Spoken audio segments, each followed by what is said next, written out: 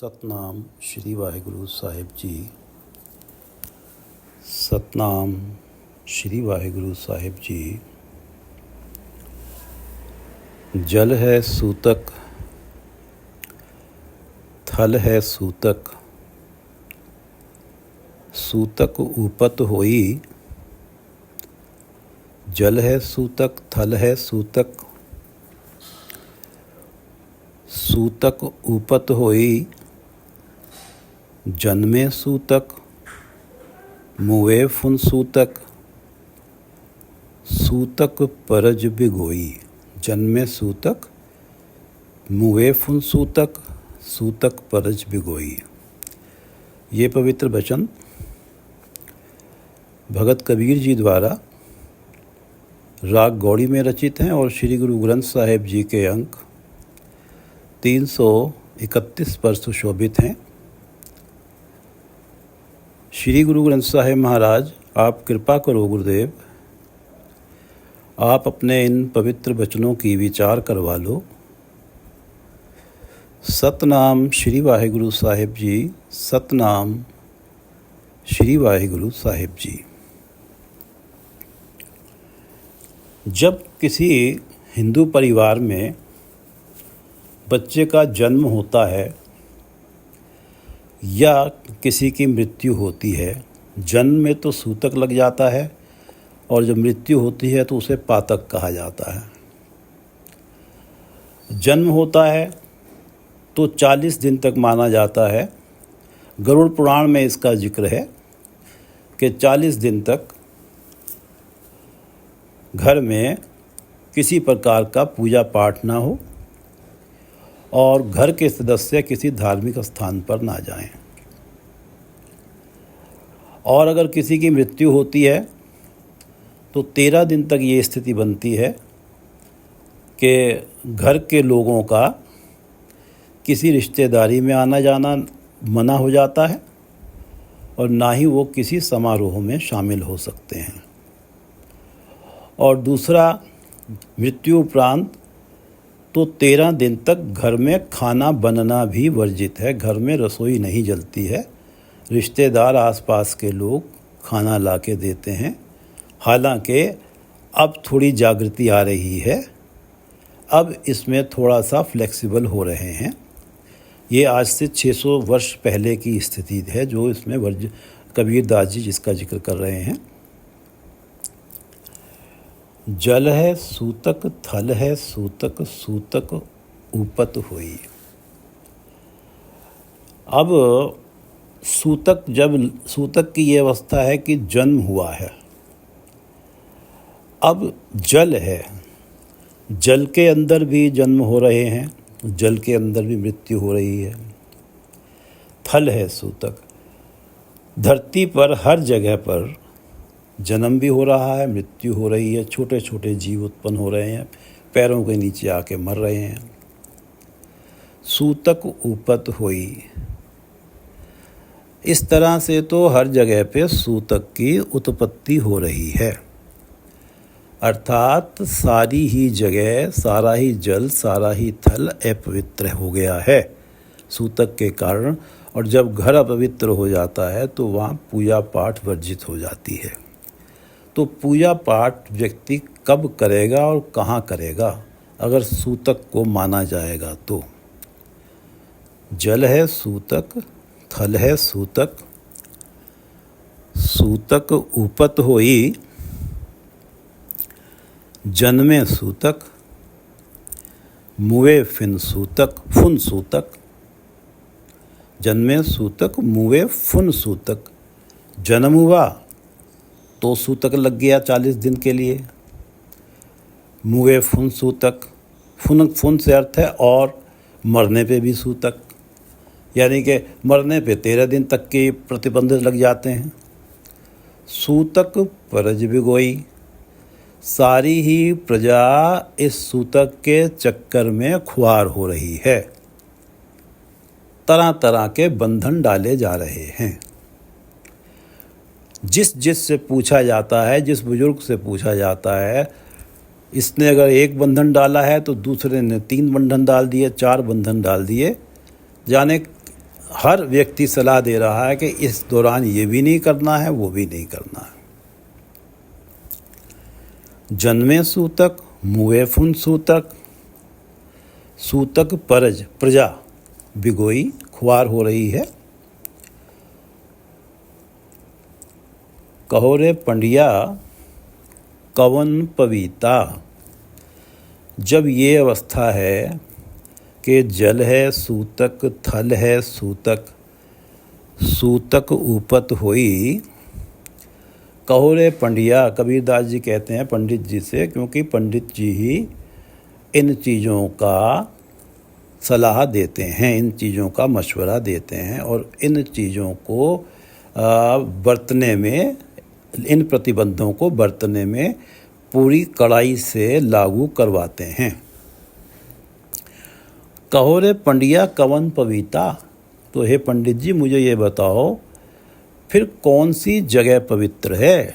जब जल है सूतक, थल है सूतक, सूतक ऊपत होई, तो कौन सी जगह पवित्र है। ऐसा ज्ञान जपो मेरे मीता, कहो रे पंडिया कवन पविता।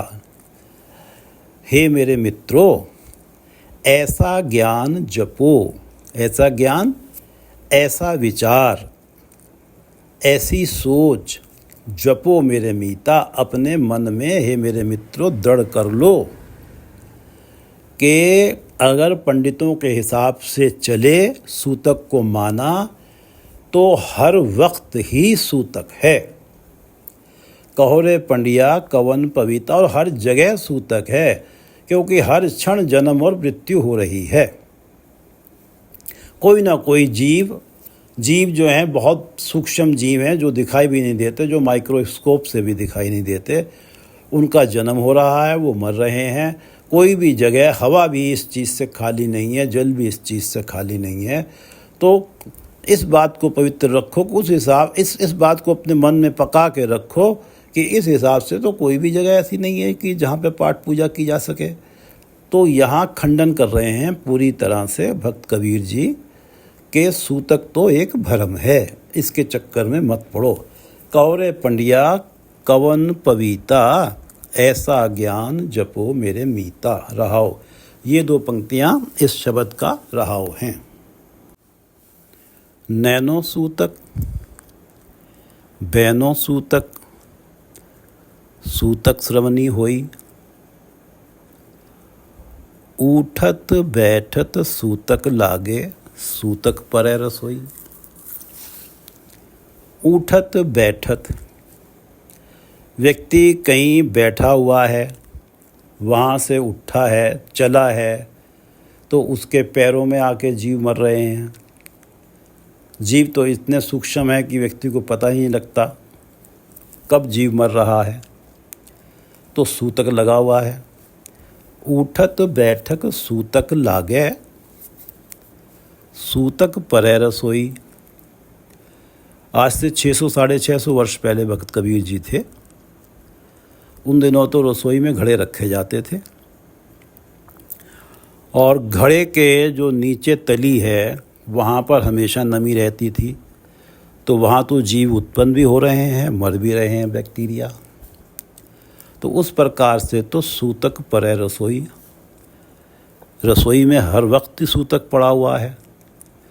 तो मृत्यु के समय तो घर में 13 दिन का सूतक होता, खाना भी पकाना वर्जित होता है, चूल्हा जलाना वर्जित होता है।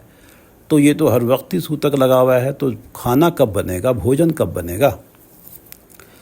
उठत बैठत सूतक लागे, लागे सूतक परै रसोई।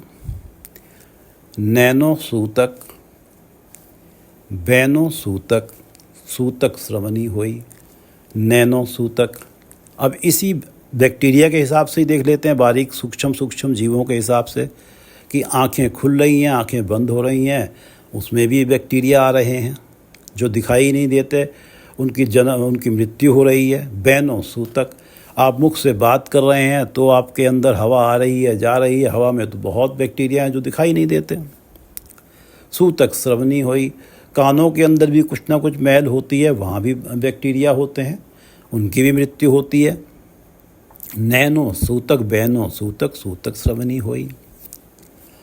अब ये जो नैनो सूतक बैनो सूतक सूतक श्रवणी हुई, इसको भाव दूसरी तरह से भी लिया जा सकता है कि नैनो, जब आँख से, नज़रों से हम पराया रूप, पराया धन देखते हैं तो हमारे लिए एक तरह से पाठ पूजा वर्जित हो गई। क्योंकि जब सतगुरु की शरण में जाते हैं तो सतगुरु तो ये कहते हैं कि राम का नाम जपना है, तो नैनों से क्या देखना है, इसका ध्यान रखना पड़ेगा। और जब तक इसका ध्यान नहीं रखोगे तब तक आप राम का नाम जपते रहो, उसका कहीं भी जरा सा भी परमात्मा की नज़रों में महत्तम नहीं होगा। क्योंकि जो है एक पंजाब में पुराने सूफ़ी हुए हैं, उन्होंने कहा था कि रब दा की पाउणा, इधरों पुटना इधर लाउणा, कि अपने ध्यान को, अपने मन को संसारिकता से और विकारों में से उखाड़, एक पौधा है, मन एक पौधा है, उस पौधे को सांसारिकता और विकारों में से उखाड़ के परमात्मा के चरणों की तरफ लगाना। तो परमात्मा का नाम तो तभी जपा जा सकता है कि जब आँखों पे सूतक ना हो। आँखों पे तब सूतक है जब पराया रूप देख रहे हैं। बैन, हमारे जो बोल हैं उनमें तब सूतक है कि जब हम पराई निंदा कर रहे हैं और कानों से दूसरों की चुगली सुन रहे हैं। तो हमारे कानों पे भी सूतक लगा हुआ है। हमारा पाठ पूजा, मुख से परमात्मा के गुण गाना, परमात्मा के भजन को सुनना या ना सुनना हमारे लिए तो बेकार ही हो गया, क्योंकि हमारा तो मन इन चीज़ों में लगा हुआ है, पराई रूप को देखने में, पराई चुगली करने में, पराई निंदा सुनने में। इस तरह से हमारी आँखों पे सूतक है, हमारे बोलों पे सूतक है, हमारे कानों में सूतक है। उठत बैठत सूतक लागे, सूतक परै रसोई। फासन की विद सब को जाने, छूटन की एक कोई। कहे कबीर राम हृदय विचारे, सूतक तिनय न होई। कबीरदास जी कह रहे हैं कि राम हृदय विचारे, जो अपने हृदय में परमात्मा के नाम का विचार करता है, जो अपने हृदय में परमात्मा के नाम को गुरु कृपा से बसा लेता है और जो परमात्मा के गुणों में अपने मन को लगा लेता है। कहे कबीर राम, परमात्मा राम हृदय विचारे, सूतक तिनय न होई। वो सूतक को नहीं मानते जो परमात्मा की भक्ति के साथ लग जाते हैं। परमात्मा के नाम जपने में इतना बड़ा गुण है कि जीवन से सारे भ्रम और सारे भय समाप्त हो जाते हैं। वो निर्भय हो जाते हैं। उन्हें पता है कि परमात्मा का नाम जपने का अर्थ है परमात्मा हमारे साथ हैं और परमात्मा सर्वशक्तिमान हैं। परमात्मा अपने जन का कभी कुछ बिगड़ने नहीं देते। उनके मन में ये दृढ़ विश्वास हो जाता है। जो परमात्मा का नाम जपते हैं वो सूतक को नहीं मानते। कहे कबीर राम हृदय विचारे, सूतक तिनय न होई। फासन की विध सब कोई जाने। जिस तरफ भी देखो सभी प्राणी सूतक के भ्रम में फंसने के ढंग जानते हैं कि हमें इस दौरान ये नहीं करना है, वो नहीं करना है। और जिस भी बुजुर्ग से पूछा जाएगा वो और नई नई चीज़ें बता देगा, कंडीशंस। फासन की विद सब को जाने, ये तो सब जानते हैं कि अब सूतक लग गया है, जन्म हो गया है तो सूतक लग गया है, मृत्यु हो गई है तो पातक लग गया है, तो ये नहीं करना है, वो नहीं करना है। छूटन की एक कोई, लेकिन कोई विरला ही इसके भ्रम से बाहर निकलने की विधि को जानता है। फासन की विध सब कोई जाने, छूटन की एक कोई विरला ही। और वो विध क्या है? कह कबीर राम हृदय विचारे, सूतक तिनय न होई। ये विध कोई विरला ही जानता है। फासन की विध सब को जाने, छूटन की एक कोई। कह कबीर राम हृदय विचारे, सूतक तिनय न होई। एक बार इस पद को पढ़ लेते हैं। जल है सूतक, थल है सूतक, सूतक उपत होई। जन्मे सूतक, मुहे फिन सूतक, मुहे फुन सूतक, सूतक परज बिगोई। कहोरे पंडिया कवन पवीता, ऐसा ज्ञान जपो मेरे मीता रहो।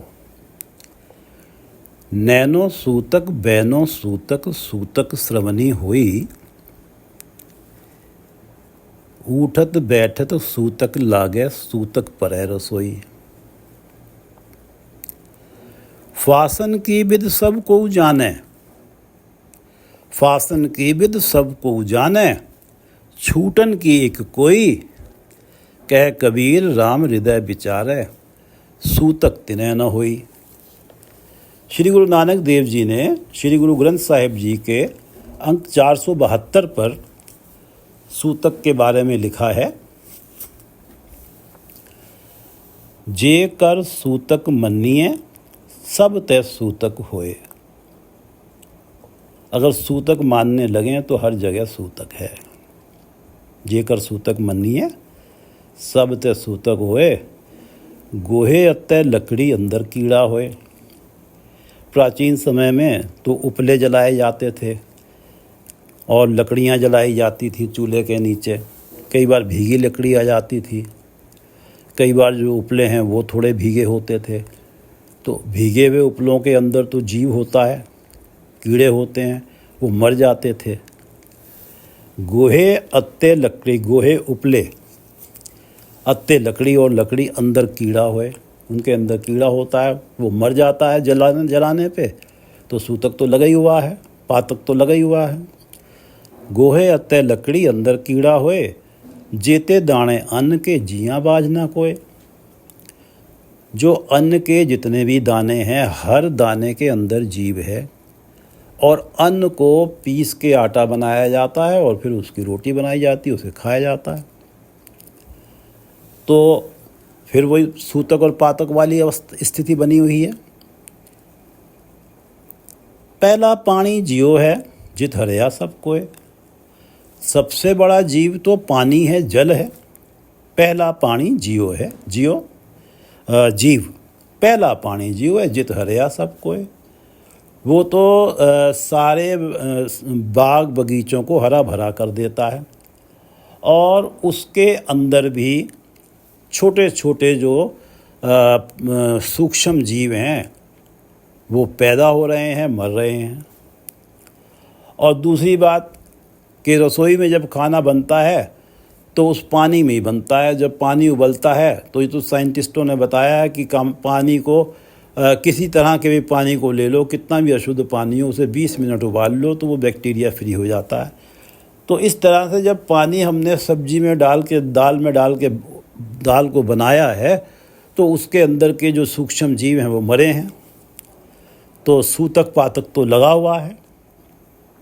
पहला पानी जियो है, जित हरया सब कोय। सूतक क्यों कर रखिए, सूतक पवै रसोए। सूतक का भरम क्यों कर रखिए, कैसे रख सकते हैं? क्योंकि सूतक तो रसोई में भी लगा हुआ है। तो कौन सी जगह पवित्र है और कब हम भोजन बना लेंगे? अगर हमारी रसोई के अंदर ही जीव मर रहे हैं तो भोजन तो फिर 13 दिनों के लिए वर्जित हो जाता है। तो भोजन तो हर वक्त ही वर्जित है। कैसे रखा जा सकता है? नानक सूतक एव न उतरे, ज्ञान उतारे धोए। गुरु नानक देव जी कह रहे हैं कि सूतक इस तरह से नहीं, ये इस तरह से समाप्त नहीं होगा कि इसमें ये नहीं करना है, ये नहीं करना है। इन को ऑब्जर्व करने से सूतक समाप्त नहीं होगा। ज्ञान उतारे धोए। जब मन में परमात्मा के नाम का ज्ञान होगा, मन में परमात्मा के नाम का प्रकाश होगा, तब ये सूतक का भ्रम धुल जाता है। मन का सूतक लोभ है, जिह्वा सूतक कूड़। मन में अगर लोभ है तो पाठ पूजा तो हो नहीं सकती, क्योंकि लोभ तो त्यागना होगा तभी पाठ पूजा होगी, और इस तरह से पाठ पूजा तो वर्जित हो गई। तो मन का सूतक लोभ है, जिह्वा सूतक कूड़। कूड़ से अर्थ है झूठ बोलना। अखी सूतक वेखना, पर धन त्रिय रूप, पर त्रिय पर धन रूप, पर त्रिय पर धन रूप। पर त्रिय पराई त्रिया को देखना, पराये धन के ऊपर निगाह रखना, इसका मतलब आँखों में सूतक है। कन्नी सूतक कन्न पे, लायतबारी खाए, लायतबारी खाए, दूसरे की चुगली सुनना, दूसरे की निंदा सुनना कानों से। कन्नी सूतक कन्न पे, कानों पे इस तरह से सूतक है। नानक हंसा आदमी बद्धे जमपुर जाए। हंसा आदमी, परमात्मा ने हंस जैसा सुंदर बनाया है आदमी को, प्राणी को। बद्धे जमपुर जाए। इन सूतकों के चक्कर में ये जो मन का सूतक लोभ है, जिह्वा सूतक कूड़, अखी सूतक वेखना देखना, पर त्रिय पर धन रूप, कन्नी सूतक कन्न पे लायतबारी खाए। इन कारणों से नानक हंसा आदमी, हंस जैसा सुंदर आदमी, बद्धे जमपुर जाए। जम लोग, जमदूत उसे बांध कर जमपुरी में ले जाते हैं। और अंत में कहते हैं गुरु नानक देव जी, सब वो सूतक भरम है, दूजे लग गए जाए। दूजे लग गए जाए। जिन्होंने परमात्मा के चरणों से अपने मन को हटा लिया है और सांसारिक सुखों में जिनका मन लग गया है, दूजे लग गया जाए, उनके लिए ही सूतक है, वही सूतक में फंसे हुए हैं। और जो जिनका मन परमात्मा के नाम में लगा हुआ है, उनके लिए सूतक नहीं है। उनके लिए तो ये सूतक सारा भ्रम है, मन का भ्रम है। उनका तो भय दूर हो गया। जो परमात्मा के चरणों के साथ जिनका मन लगा हुआ है, उनके लिए तो सब वो सूतक भ्रम है।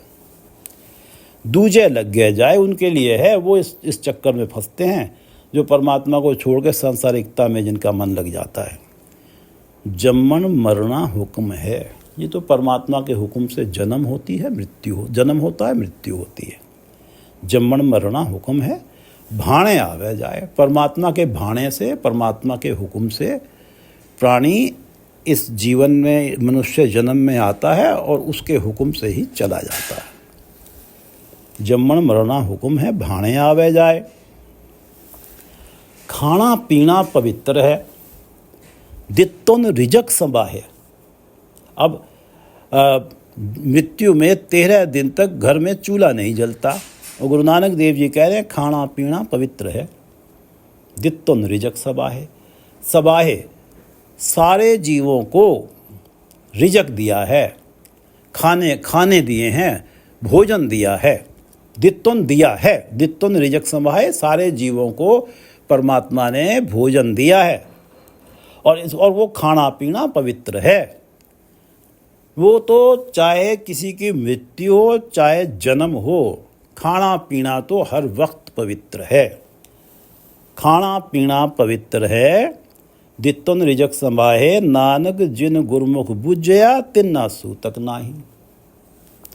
नानक जिन गुरमुख बुझया तिन्ना सूतक नाही।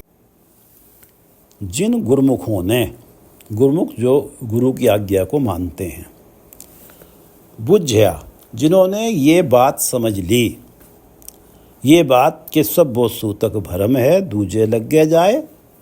जम्मर मरना हुक्म है, जम्मन मरना हुक्म है, भाणे आवे जाए। खाना पीना पवित्र है, दित्तुन रिजक संबाहे। और जेकर सूतक मन्नी है, सब ते सूतक होए। जिन्होंने ये बात समझ ली, नानक जिन गुरमुख बुझ्या, जिन्होंने ये बात समझ ली, तिन्ना सूतक ना है, वो सूतक को नहीं मानते। जेकर सूतक मन्निए सब ते सूतक होए, गोहे अत्ते लकड़ी अंदर कीड़ा होए। जेते दाने अन्न के जियां बाज ना कोए, पहला पानी जियो है जित हरिया सब कोए।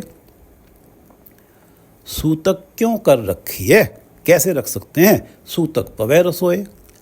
नानक सूतक एव न उतरै, ज्ञान उतारै धोए। मन का सूतक लोभ है, जिह्वा सूतक कूड़। अखी सूतक वेखना, पर त्रिय पर धन रूप। कन्नी सूतक कन्न पे, ला इतबारी खाए। नानक हंसा आदमी, बद्धे जमपुर जाहे। सब वो सूतक भरम है, दूजे लगे जाए। जम्मण मरना हुक्म है, भाणे आवे जाए। खाना पीना पवित्र है, दित्तुन रिजक संभाहे। नानक जिन गुरमुख बुझया, तिन्ना सूतक नाहे। कहे कबीर राम हृदय विचारे, सूतक तिनै न होई। फासन की बिद सब को जाने, छूटन की एक कोई। कह कबीर राम हृदय विचारे, सूतक तिनै न होई। गौड़ी। झगड़ा एक निबेरो राम, जो तुम अपने जन स्यों काम। गौड़ी से अर्थ है राग गौड़ी में ये रचना है, इसका गायन राग गौड़ी में होना है।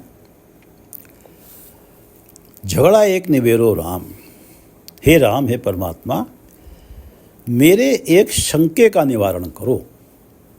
झगड़ा एक निबेरो राम, मेरे मन में जो एक झगड़ा चल रहा है, दुविधा है, उसका निवारण करो।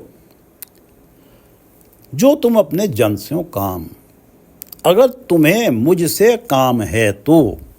अगर मुझसे काम क्या है, मुझे अपने चरणों के साथ अगर जोड़ना चाहते हो तो मेरे मन में चलता हुआ ये जो दुविधा का झगड़ा है, इसका निवारण करो।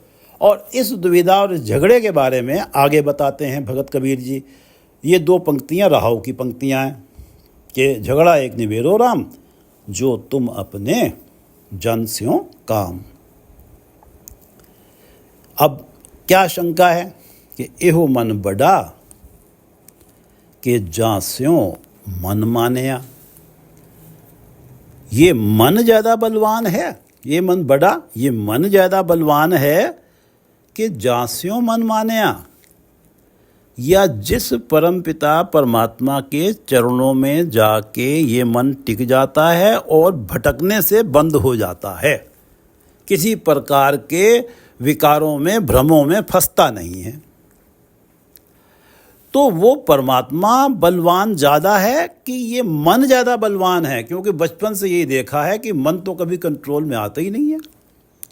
चाहे संगत में चले जाओ, गुरु की संगत में चले जाओ, वहाँ से बाहर आते हैं फिर मन अपनी मनमर्जी करने लगता। क्योंकि सत्संगत में तो थोड़े समय के लिए जाते हैं और बाकी जो जीवन के 23 घंटे होते हैं मन बलवान वही हावी रहता। तो एह मन बड़ा, तो इस मन के पीछे चलें या परमात्मा के पीछे चलें।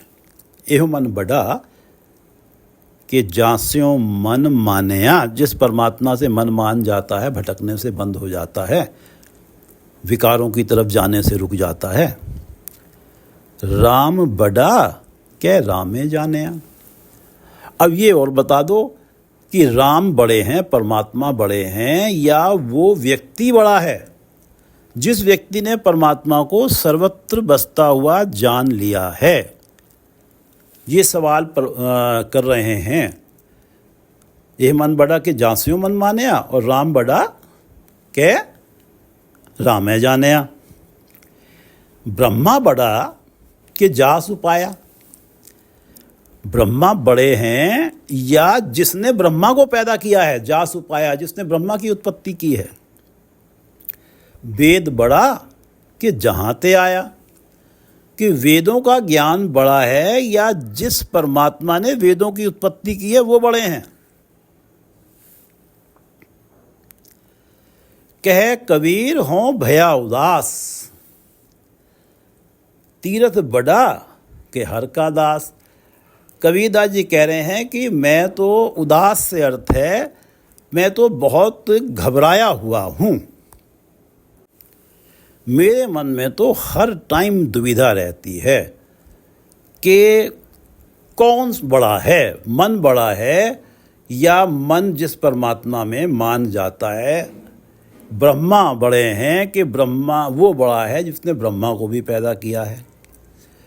तो मेरा मन तो इसमें दुविधा में रहता है, परेशान रहता है। कह कबीर हों भया उदास, मैं तो बड़ी दुविधा में रहता हूँ।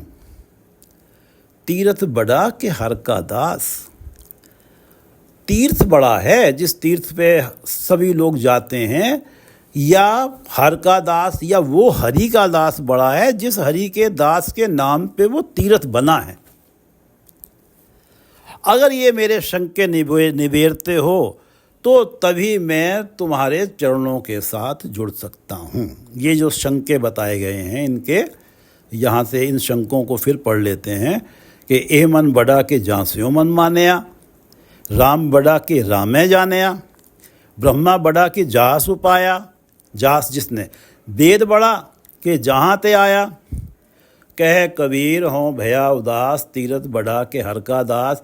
ये शंके अगर निवेर देते हैं तब ये बात आती है जो राहु की पंक्ति शुरुआत में पढ़ी है कि झगड़ा एक निवेरो राम, ये मेरे शंके निवेर दो, इन शंकों का निवारण कर दो जो तुम अपने जन से हो काम।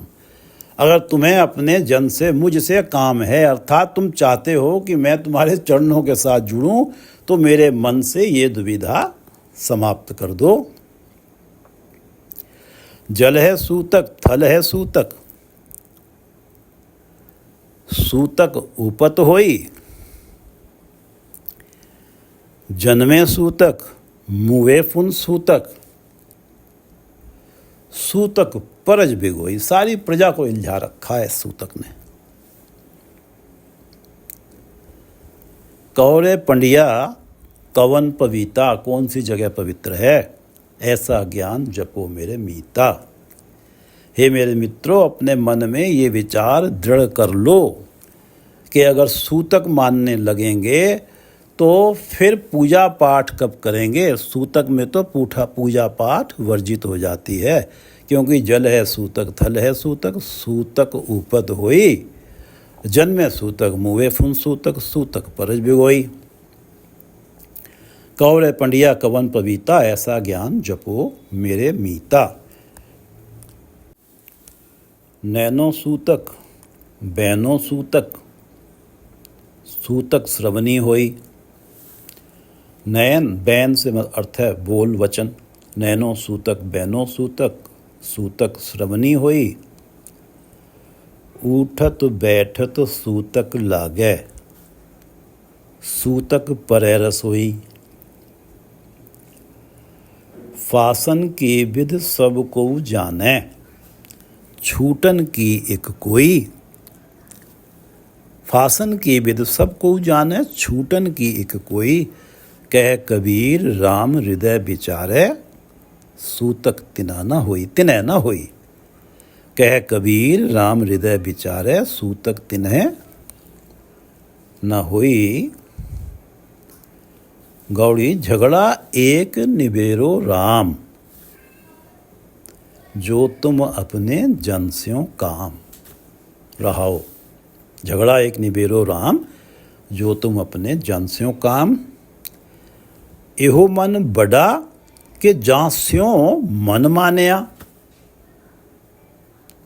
कि परमात्मा बड़े हैं जिनके मन में लीन होके, जिनके चरणों में लीन होके मन विकारों से हट जाता है। एहो मन बड़ा, वैसे तो मन हमेशा चंचल है, कभी यहाँ कभी वहाँ, परमात्मा के चरणों में जाके टिक जाता है।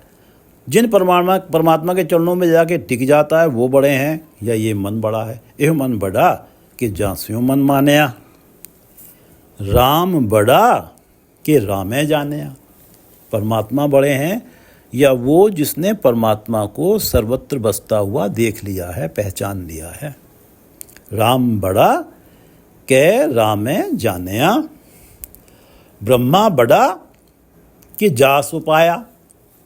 ब्रह्मा बड़े हैं या जिसने ब्रह्मा को पैदा किया है। वेद बड़ा कि जहाँ ते आया। वेदों का ज्ञान बड़ा है या जिस परमात्मा ने वेदों की उत्पत्ति की है वो बड़े हैं। वेद बड़ा कि जहाँ ते आया, कह कबीर हों भयो उदास। तीरथ बड़ा कि हर का दास। ये मेरे झगड़े निबेड़ दो, मेरे मन से शंके निबेड़ दो। कह कबीर हों भया उदास। तीरथ बड़ा कि हर का दास। कह कबीर हों भया उदास। तीरथ बड़ा कि हर का दास। वाहिगुरु जी का खालसा, वाहिगुरु जी की फतेह।